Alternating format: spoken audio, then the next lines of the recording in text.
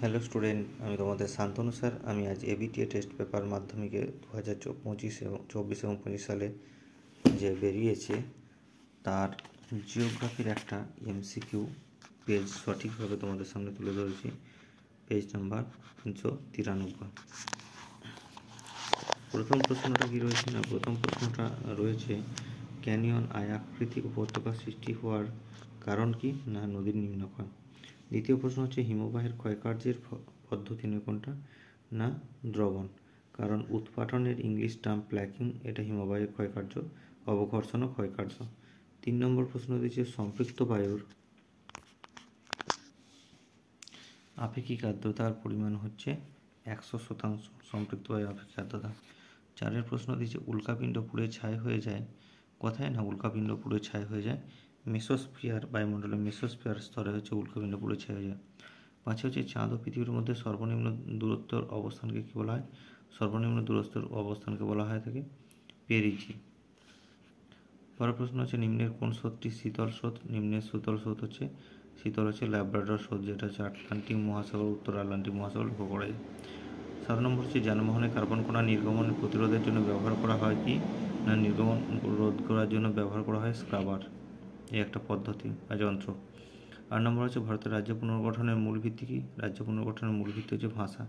9 নম্বর হচ্ছে গাঙ্গেয় সমভূমি নবীন পলিগঠিত অঞ্চলকে কী বলা হয়? নবীন পলিগঠিত অঞ্চল মানে হচ্ছে বেট। আবার এখানে 10 প্রশ্ন বৃষ্টির জল সংরক্ষণে ভারতের সর্বাধিক অগ্রগণ্য সফল রাজ্য কোনটি? সেটা হচ্ছে তামিলনাড়ু। 11 প্রশ্ন ভারতীয় কেন্দ্রীয় গম গবেষণাগারটি অবস্থিত কোথায়? না ভারতীয় কেন্দ্রীয় গম গবেষণা কেন্দ্রটি অবস্থিত দিল্লির। ভারতে পরের প্রশ্ন হচ্ছে ভারতের শ্রেষ্ঠ তথ্য প্রযুক্তি শিল্প কোনটি? সেটা হচ্ছে বেঙ্গালুর। একটি করমুক্ত বন্দর কি না কান্দালা। আচ্ছা, 14 থেকে 74 M/7 মানচিত্রে সংখ্যাসূচক স্কেল কত? 1:50,000।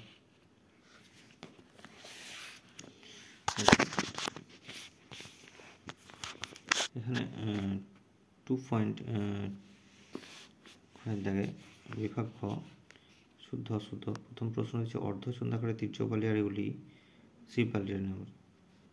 অর্ধচন্দ্রাকার তির্যক নয়, অনুদৈর্ঘ্য বালিয়াড়ি শিব বালিয়াড়ি নাম, এটা অশুদ্ধ।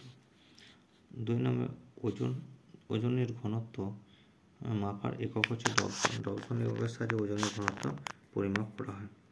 পরের প্রশ্ন কি দিয়েছে না, পরের প্রশ্ন উষ্ণ স্রোত ও শীতল স্রোতের মধ্যবর্তী সীমারেখাকে হিমরেখা বলে। এটাকে হিমরেখা বলে না, এটা হিমপ্রাচীর বলা হয় থাকে। 4 প্রশ্ন বিষাক্ত আর্সেনিকের প্রভাবে চাপে না মিনামাটা রোগ হয়? আর্সেনিক নয়, পারদের প্রভাবে। 5 নম্বর থর মরুভূমির চলমান বালিয়াড়িকে ধ্রিয়ান বলে, ঠিকই, এটা শুদ্ধ হবে। 6 নম্বর প্রশ্ন ভারতের সর্বাধিক জনঘনত্ব রাজ্য হলো বিহার। বিহারের জনঘনত্ব সব থেকে বেশি 2011 সালের হিসাব অনুযায়ী। 7 নম্বর প্রশ্ন ভারতের ভূবৈচিত্র্য সূচক মানচিত্র তৈরি করে সার্ভে অফ ইন্ডিয়া, এটা সত্য, সেই জন্য রাইট ছিল। আচ্ছা, 2.2 এখানে যে শূন্যস্থান পূরণ দিয়েছে, প্রথম দিয়েছে কি না হিমশিরিতে সৃষ্ট হ্রদকে কী বলা? হিমশিরিতে সৃষ্ট হ্রদকে প্যাটার্ন স্টার্ট হ্রদ বলা হয় থাকে। 2 ভ্যান অ্যালেন বিকিরণ বলয় দেখা যায় বায়ুমণ্ডলের কোন স্তরে? ভ্যান অ্যালেন বিকিরণ বলয় দেখা যায় ম্যাগনেটোস্ফিয়ার। 3 নম্বর একই স্থানে দুটি মুখ্য চোরার মধ্যে সময়ের পার্থক্য কত? একই স্থানে দুটি মুখ্য চোরার মধ্যে পার্থক্য হচ্ছে 24 ঘন্টা 52 মিনিট।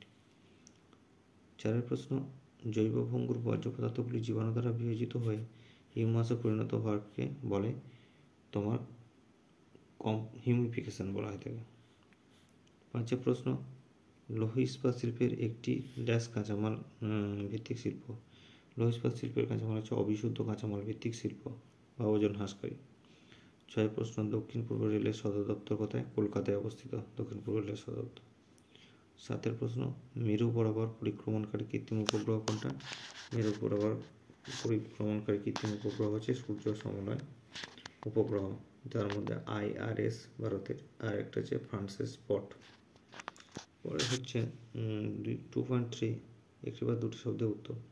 1 নম্বর হচ্ছে বহির্বিধৌত সমভূমি মাঝে মাঝে সৃষ্ট গর্তগুলোকে কী বলা হয়? বহির্বিধৌত সমভূমি মাঝে মাঝে সৃষ্ট গর্তগুলোকে কেটল বলা হয়। 2.3.2 এর প্রশ্ন আচ্ছা, যে বায়ু প্রবাহের মাধ্যমে তাপের অনুভূমিক স্থানান্তরকে কী বলা হয়? বায়ু প্রবাহের মাধ্যমে তাপের অনুভূমিক স্থানান্তরকে অ্যাডভেকশন বলা হয়ে থাকে। 3 নম্বর প্রশ্ন, কোন তিথিতে মরা কাঁঠাল হয়? মরা কাঁঠালটা হয়ে থাকে কৃষ্ণ শুক্লপক্ষের অষ্টমী তিথিতে। পরের প্রশ্ন হচ্ছে, গঙ্গার ডান তীরে একটি উপনদীর নাম কি? না, গঙ্গার ডান তীরে উপনদী হচ্ছে যমুনা, সোন, এগুলো হচ্ছে গঙ্গার ডান তীরে। আচ্ছা, 5 নম্বর, বর্জ্য ব্যবস্থাপনায় রিউজ বলতে কী বোঝায়? বর্জ্য ব্যবস্থাপনায় রিউজ বলতে কি, যখন কোনো বর্জ্যকে পুনরায় ব্যবহার করা হয় তখন তাকে রিউজ বলে। যেমন পুরনো খবরের কাগজ থেকে পেনদানি বানানো। পরের প্রশ্ন কি, তোমার 6 প্রশ্ন, ভারতে একটি অর্থকরী বাগিচা ফসলের নাম কি? ভারতে একটি অর্থকরী বাগিচা ফসল হচ্ছে চা। 7 প্রশ্ন, আরএফ কথাটি পুরো অর্থ কি? আরএফ কথাটির পুরো অর্থ হচ্ছে রিপ্রেজেন্টেটিভ ফ্র্যাকশন। আচ্ছা, 8 প্রশ্ন, পর্বত ঢালে কোন পদ্ধতিতে চাষের মাধ্যমে মৃত্তিকা সংরক্ষণ করা হয়? পর্বত ঢালে ধাপ চাষের মাধ্যমে। আচ্ছা, 2.4, বাম দিকের সঙ্গে ডান দিকে মেলানো। বাম দিকে কী হচ্ছে? চিল্কা। চিল্কা হচ্ছে বঙ্গোপসাগরের একটি উপহ্রদ। 2 হচ্ছে ভারতের ডেট্রয়েট। ভারতের ডেট্রয়েট বলা হয় চেন্নাইকে। 3 হচ্ছে কারেওয়া। কারেওয়া হচ্ছে কাশ্মীর উপত্যকার যে মৃত্তিকা তাকে বলে কারেওয়া বলা হয় থাকে, উর্বর মৃত্তিকা।